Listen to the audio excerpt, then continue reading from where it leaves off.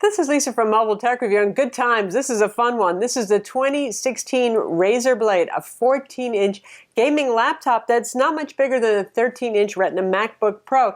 Inside we have NVIDIA GTX 970M graphics, 6 gigs of DDR4 VRAM, quad-core Intel 6th generation CPU, QHD Plus touchscreen too, and of course the Razer Chroma keyboard. Crazy light shows you can do with that. In fact, you could just spend a day playing with that. But better yet, play some really good games. And we're going to do that in this review too, because we're going to look at it now. This relatively tiny laptop has no business being so fast. In fact, it's quicker than some 15 and 17-inch gaming laptops. Has Intel Skylake 6th generation Core i7-6700HQ clocked at 2.6 gigahertz, so that's a fast 45-watt CPU. 16 gigs of RAM is standard, as is a PCIe NVMe SSD, the fast kind.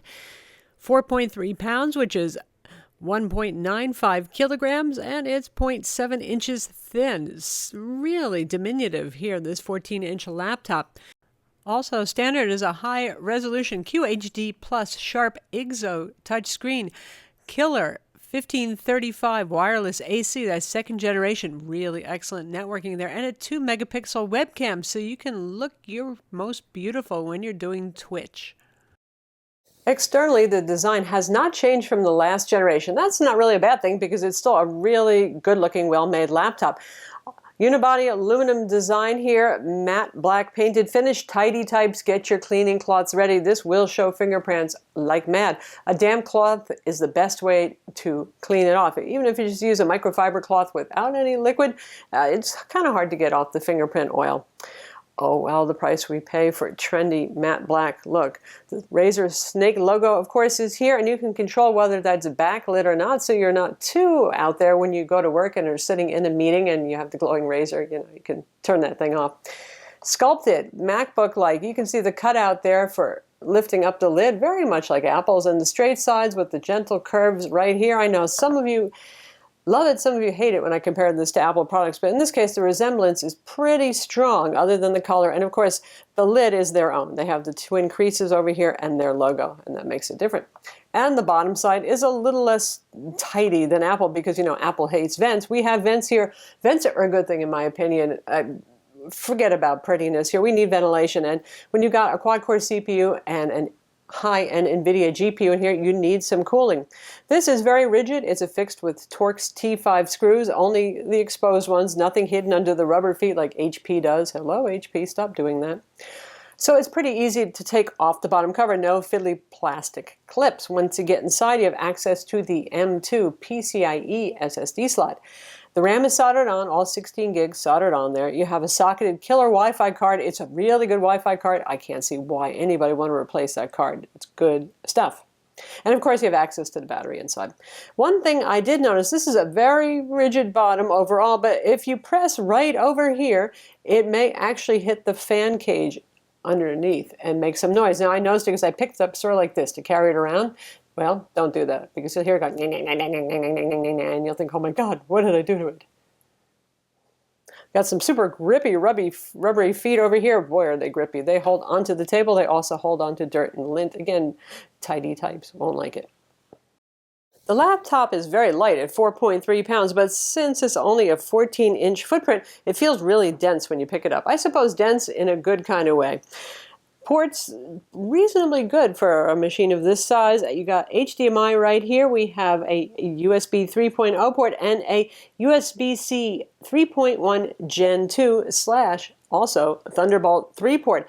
Obviously this would work with the Razer Core, although Razer told me they really intend the Core more for the stealth because you already have pretty high-end graphics inside. So the frame rate jumps for today's graphics cards might not be so much. Now with the 1080 just out now, maybe that's going to be changing soon. But anyway, it works with any USB-C peripheral and all of the very few Thunderbolt 3 products that are out now. Besides the Core, there's a couple of docks that add on all sorts of ports like DisplayPort, HDMI, USB, all those things, Ethernet in one docking station.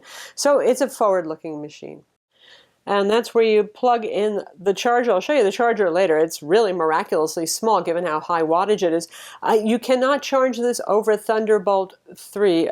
You know, with other laptops you could, but the problem here is that the wattage requirements are very high for this, given the quad-core CPU and the 970M graphics. It's a 165-watt charger, and typically you get 100 to 120 watts out over Thunderbolt 3/USB-C. So you're actually going to have to use the charger. That's, to me, not the end of the world, but 2 more USB 3.0 ports in Razer Green here, and this is your headphone jack.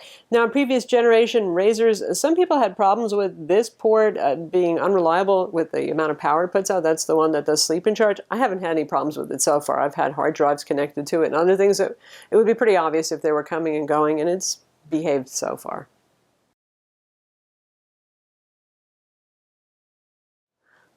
The laptop has stereo speakers flanking the keyboard, always a bright place to put it instead of facing down at the desk. And they're pretty loud and rich and full for a 14-inch laptop. I was playing Far Cry 4 and actually just enjoying using the built-in speakers rather than plugging in external audio. It's pretty nice, and it sounds better than the Stealth, the little Ultrabook fellow. Of course, the Stealth is even tinier at 12.5 inches, so not much room. The display, well, that hasn't changed a whole lot either. This is the same Sharp IGZO QHD Plus 3200 by 1800 pixel glossy touchscreen that Razer's been using for a while. I don't even know if there's an updated version of the 14-inch panel. We know, obviously, Dell's been using 15-inch panels and 13.3-inch panels in the XPS lines. Who knows? But at any rate, by using the existing panel, probably it's a way that Razer was able to bring the price down by several $100s. I won't complain. It is not perfection, but it is a very pleasing display for content creators. So let's start with what's good about the display. It is bright, and typical of Sharp IGZO displays, the whites are particularly bright, though. The good thing here is that the white point is actually spot on, 6,500 to 6,600 degrees Kelvin. So it's not a harsh, eye-tiring, overly blue-white. Color gamut is very good on this. Full sRGB coverage, 75% of Adobe RGB, which is typical of machines at the high end, though the Dell XPS 15 with the 4K display option does beat it. 304 nits of brightness measured by a Spider 4 Pro colorimeter, which is a hardware device you plug in the USB port to measure it. All that stuff is great. The color calibration from the factory is quite good. It comes pre-calibrated. It's wonderful for content creation, thus color accuracy, the pleasing neutral whites, that sort of thing, which personally I would pick because I do photos, I do video. But contrast is still not really high on this 380 to 1, and that's because it has a fairly high black level of 0.79 at max brightness. Now, at lower brightness levels, that does improve, and it goes down to as low as 0.10. But still, the black levels are high on it. So for those of you who play games that are in dark settings, literally cave crawling, that sort of thing, for movie consumption versus creation, if you watch a lot of movies with dark scenes likewise, you'll miss some detail in the blacks is what it means. So we would love to see that improve. Also, viewing angles. There's glare here. It's actually pretty well managed, though, for a glossy display. But viewing angles are okay on this, but there's color shift as you move along. This is not like an IPS display where there's virtually no color shift. This is inherent to the technology. IGZOs tend to shift. Response times on this are actually pretty good. They're better than the XPS 15 with IGZO displays. So for those of you who game and hate, tearing look, that sort of thing, it's not bad. Razer updated the keyboard, and it's a little bit like the Stealth, but not in a bad way. The Stealth keyboard, I didn't like that very much. Really short travel. Yeah. This one, about 1.3 millimeters of travel, which is like the XPS 15, but very tactile, very precise, very clicky. It feels almost like switches. It's very nice to type on. And I type thousands of words a week. I'm kind of picky about that. I can adapt to various keyboard types, but this is a good keyboard. And they've also expanded the Chroma lighting setup. You've got Starfield simulation, you've got fire, of course, the rolling different colors, the flashing one to give you a seizure if you like, and then the ones that are programmable for game type, RTS, first-person shooter, that sort of thing, or you can do your own stuff. And this uses Razer Synapse. If you already use Razer peripherals, you're familiar with that, so you can set up all sorts of stuff here with your keyboard in terms of customization. So let's take a look at some of the lighting effects that are available. This is actually my favorite. This one comes as a download when you do the updates. This is called Fire because I like this because it keeps all the keys lit, and it's kind of a, minimalist but entertaining one. There is spectrum cycling, which just goes through a bunch of different colors. There's reactive, there's breathing, which is kind of creepy. Here's starlight. Ooh, so you can play with these, till the cows come home. There's a whole lot of things. There's a wave, there's a ripple. Okay, now there's one that's going to give you a seizure, but it looks pretty cool. So how about performance? Well, let's talk about the elephant in the room first. This is a small and thin gaming laptop with a very powerful GPU, one that's significantly faster than what's in the Dell XPS 15 and the Asus ZenBook Pro UX 501, the Dell Inspiron 7559 Gamer we recently reviewed. Those all have the NVIDIA GTX 960M. The 970M is a big step up, and you'll see in the benchmark graph we're going to present you with in a minute, but it gets hot, it gets loud when it's gaming. It reaches in this area right over here, where fortunately you don't have to touch, and the corresponding area on the underside, about 110 degrees Fahrenheit. Anything above human body temperature feels hot. It's not as bad as the MSI Ghost Pro GS60 we reviewed that actually hit 142. I mean, that will fry the hair off your legs. You don't need to shave anymore. It's crazy. MSI has brought those temperatures down too with newer generation CPUs. That was a 4th generation machine.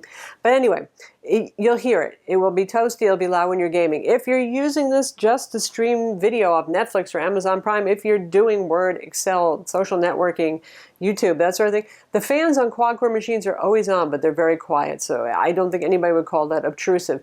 If you're doing video editing, they'll come on and it'll get warm, but it won't get nearly as hot and loud. So mostly it's gaming. And honestly, this thing can go up to 85 degrees centigrade for the CPU and not throttle thermally. 100 degrees is the allowable max, so that's actually safe and fine. A lot of people worry about throttling. We don't have to worry about that here. A lot of people also worry about the fact the machine might kill itself with heat. That's what throttling prevents. The CPU and the GPU will cut back in speed before it'll fry either of them. What really is the vulnerable point is the battery under here. So if the machine is running constantly hot, the battery can actually deform. That sometimes happens with laptops. I'm not saying it's going to happen here, but if you're really worried about your skinny, expensive laptop when gaming, just put a laptop cooler underneath it, or even a magazine between you and the legs to not block the fans, and it'll be fine. It's not going to ever kill itself. But back to benchmark numbers. PC Mark 8 score here, 3250. That's a perfectly respectable number. PC Mark 8 takes, this is a home accelerated test, takes a look at the storage systems, the memory, all this sort of thing. It's, it's not really the most useful benchmark anymore, I have to say, because dual-core ultrabooks with integrated graphics often score as high as machines like this, and that's just kind of not right. 3D Mark, however, is a much better test here, and you can see our Firestrike score of 6485, considerably above the Dell XPS 15 with the 960M.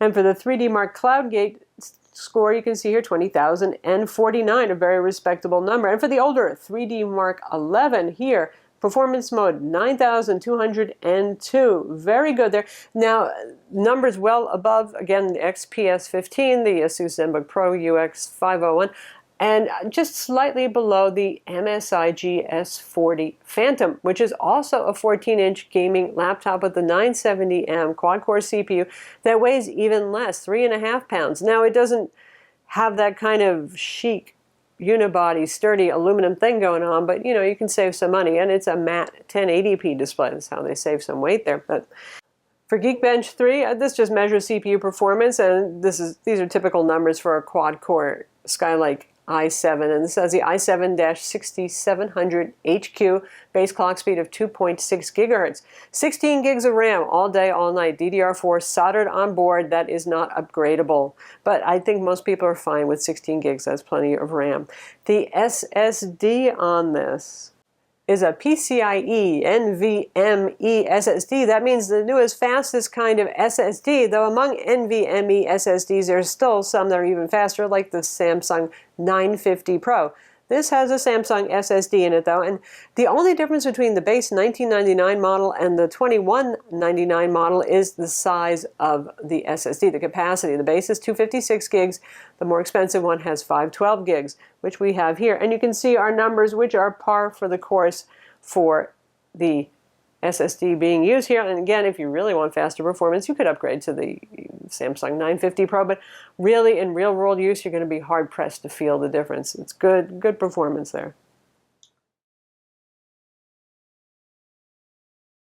Now here I've highlighted the important differences. The CPU is pretty much the same on all these machines, but you can see the difference between the 960M and 970M graphics here in the two graphics benchmarks.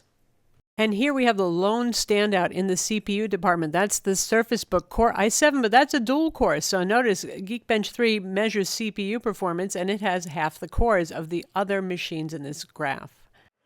And now we're in Far Cry 4, which, by the way, you know, games take up a lot of space. Say you want to get the 256 gig SSD model. I'm running the game off of this Samsung T3 drive right here using the USB-C cable. So that's pretty neat right there. You can actually install games to an external SSD over a fast USB 3 connection. Someday there'll be Thunderbolt 3 too. Anyway, the game's pretty quick. So graphics quality, very high in Far Cry 4. Additional quality settings, mostly very high. Pretty good, right? So let's see how this plays. And we have fraps running so you can see the frame rates, and I'm leaving the audio on so you can hear the speakers, which are also pretty good. So here we are. Look at those frame rates, right? Really very good. And let's do Outpost Master run just so you can see a little bit of shooting and crazy stuff like that. Hint, it's going to do very well. And those speakers are sounding pretty darn good too, which is a good thing. So it can drown out the fan audio.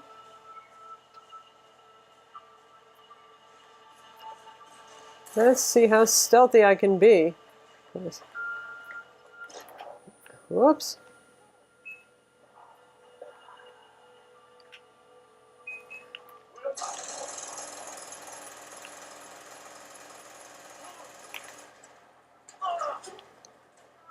Those are excellent frame rates of these quality settings. Oh, those dudes never die, do they? Also good audio quality right there. That's Far Cry 4. And now, for a little antisocial personality disorder moment, we have GTA 5 up here, and you can see the graphics settings. Once again, we're playing at 1920 by 1080. These mobile GPUs really don't have the sauce to play at 3K resolution. We do, however, have plenty enough VRAM here to actually allow it to pay attention to limits, something I often have to turn off. And there's our advanced settings. All right, we're driving. Nothing too bad's happening so far. Frame rates are good. That wasn't so good, was it? Let's get back on track here again. So very nice, very smooth. GTA 5 is a very demanding game. And again, you can hear the game audio easily above the fans, even though the fans are pretty loud. So how about the charger and battery life and all that good stuff? 70 watt-hour battery inside. That's bigger than certainly an Ultrabook battery, which typically is around 46 watts or so. But there are obviously gaming laptops with bigger batteries. XPS 15 has a bigger battery option, but XPS 15 is a 15.6-inch laptop. This is a 14-inch laptop, less room. The charger. This is the most compact 165-watt charger I have seen. So far, it's a little bit smaller than even the XPS 15's 120-watt charger, and we need all this wattage to drive the 970M. It gets warm when it's charging in your gaming. It doesn't get burning hot, but it looks good, and it has Razer as usual. We got the rubber cord section, and we have this nice braided cord, and we have the Leather Daddy Love bracelet here with the man nipple on it, so if you want to keep your cord tidy, you can do all that. So does battery life suck? I mean, gaming laptops, especially small ones, usually not promising. And this has a high-resolution display. You got a high-resolution touchscreen on top of that high-end GPU and CPU. Can't be good, can it? Well, they have improved battery life, just like they improved cooling by reworking the fans and the heat pipes a bit. And Skylake helps because it is more power efficient. And of course, this has switchable graphics. You can use the Intel HD 530 that integrated graphics via NVIDIA Optimus. It auto switches pretty intelligently. Anyway, Long story short is it's surprisingly good for a gaming laptop of this class, about 6 hours for productivity and streaming full HD video. And that's at 40% brightness with Wi-Fi on and active. And 40% brightness is pretty bright on this. It's not suffering at all with that. In fact, there are times when I've actually made it 6.5 hours and a little bit over. Word, Excel, email, YouTube, web browsing, some Adobe Photoshop, and streaming Netflix and Amazon Prime Video. Now, if you're using this for HD video editing, full HD, or even higher resolution on the road, you'll get shorter battery life. You can call it, say, 4 hours, depending on how much time you're spending actually exporting that video, rendering the video, and how long it is. And obviously, if you're gaming, really a lot shorter. It's always better to be plugged in, if you can, when gaming. And it would depend on the game, too. But you could go down as low as 2.5 to 3 hours if you're gaming with something crazy like GTA 5 on this. So overall, it's very, very good laptop for both pro apps and for gaming. Anything you throw at it, it can handle. Battery life is actually pretty decent when you're doing your businessman or businesswoman on the road kind of typical work. It's not too flashy looking. It doesn't get hot unless you're gaming. It's really pretty good stuff. And it should be for this price, shouldn't it? Let's face it.